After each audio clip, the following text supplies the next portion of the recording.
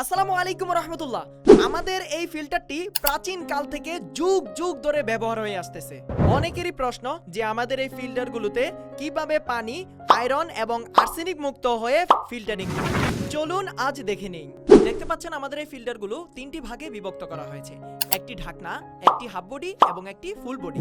এই যে দেখতে পাচ্ছেন একটি ঢাকনা, ঢাকনা খুললেই দেখতে পাবেন একটি হাফ বডি। হাফ বডির মধ্যে 12 থেকে 14 লিটার পানি ধরে এবং হাফ বডিতে দেখতে পাচ্ছেন দুইটি কিট।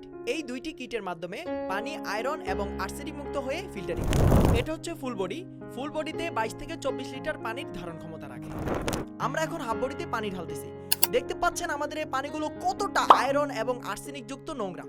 এই নোংরা পানিগুলোকে আমরা আজ আপনাদের সম্মুখে কিটের মাধ্যমে ফিল্টারিং করে দেখাবো। এই যে দেখুন, হাফ বডি থেকে পানিগুলো ফিল্টারিং হয়ে ফুল বডিতে জমা হচ্ছে।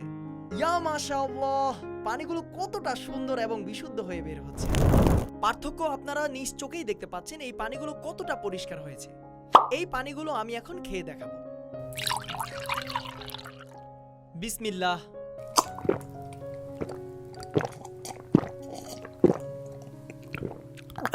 আলহামদুলিল্লাহ।